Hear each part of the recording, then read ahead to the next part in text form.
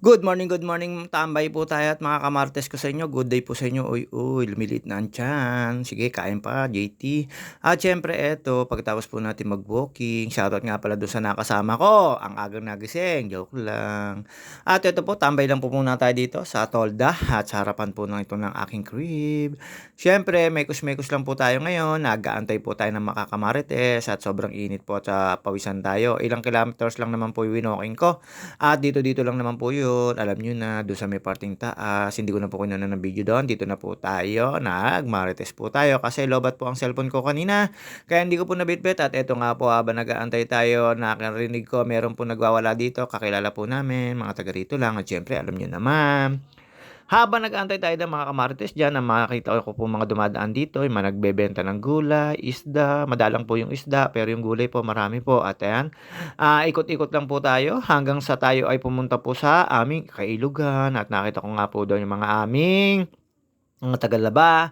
Sa ilog po namin ay puwede ho kayong maglaba, maligo, mag-anlaw, magsampay at kahit anong gawin niyo puwede, 'wag lang kayong manggugulo baka kayo ay mabarangay. At si Veteran, shoutout sa'yo Veterans at, meron daw po siyang ewan ko kung anong pupuntahan niyan sa pila.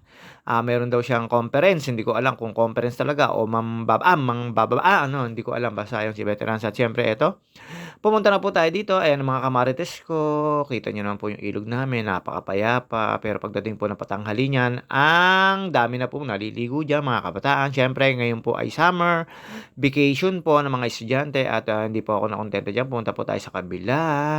At pagkatapos ko pupunta dun sa kabila, eto na po balik po tayo dito sa ano, sa tent at tumambay-tambay lang po tayo at hindi po tayo nakuntento. Pumunta rin po tayo sa kabila uli, ayan tambay lang po muna at nagmarites at pumunta po ako diyan sa kabilang lugar na 'yan. At siyempre habang nakatambay tayo may nakakwentuhan ako dito si Jeric Gutierrez. At ayun, eto na po, punta tayo dito sa dulo, may pa-hi-hi pa sa Ate Pitang, Tandang, shoutout sa'yo. At ayan, naghahanap po ako ng kagulayan dito sa Lagi Sariwa, ang gulay, kaya lang wala po yung gulay na hinahanap ko, kaya yun na. At dito po dumiretso tayo sa dulo at, wala na rin po mga nagtitinda pa, pero meron po mga nakalagay ng lamesa, ayan. At siyempre alam niyo naman merienda po 'yan at dito po dire-diretso lang po tayo dito nung nakita kong almusal lang din po, bumalik na po tayo dito at tumambay naman po dito kay Jean Luzon. Pagkakatambay ko po dito kay Jean Luzon, ang dami ko pong nalaman, tsinismisan po ako ng tsinismisan. Ayan, nandito po tayo, nandun po yung tent, nandito po tayo sa bandang dulo dahil wala po tayong ginagawa at nag-aantay po tayo ng gulay na gusto kong kainin. Ako naman po ay mahilig sa gulay. Naisabi ko lang po, nakuwento ko lang po at yun nga po eto. Siyempre wala po tayong kagalaan, wala po tayong ginagawa ngayon kaya ayun walking lang, minsan bike tapos eto tambay lang po after ko po mag-walking medyo pawis-pawis po tayo. At alam niyo naman sa panahon ngayon napakainit po at, ito habang nagkukuwentuhan kami diyan, may kakuwentuhan po ako diyan, napapagkuwentuhan po namin yung ibang tao.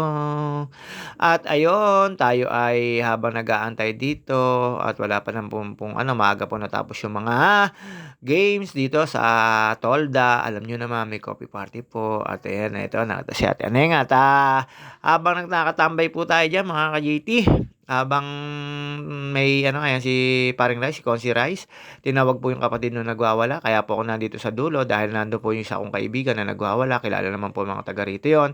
At, habang nakatambay tayo diyan, ayan dumating po yung kapatid, ayan, si Pakula, ayun napauwi niya na po yung kapatid niya. At siyempre eto dire-diretso lang po tayo sa pagtambay, alam niyo naman magmamarites tayo, wala po talagang mamarites.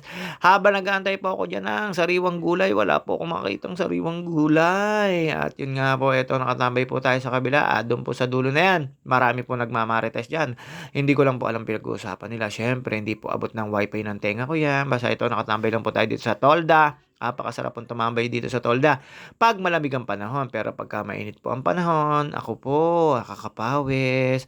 At siyempre alam niyo naman po tayo, eto habang nakatambay po tayo, nakita ko po si Ate Leda, Tia Leda.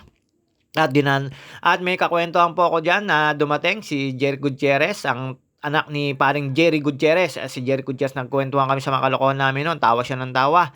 Ang dami pong baklang niloko ni Jerry Gutierrez. Na ano basta marami siyang nilokong mga ka-love team niya, ka-lovemate niya. Ayun nga po, siyempre nagkakatawanan kami, puro kami kalokohan nun. At alam niyo naman, ang JT dating makalokohan. At siyempre eto, habang nakatambay tayo, may mga dumaan na naman po uling mga may dalang gulay, pero yung gulay na hinahanap ko wala po, okra at ampalaya, isasapaw sa kanin, solve na ako dun, ayan.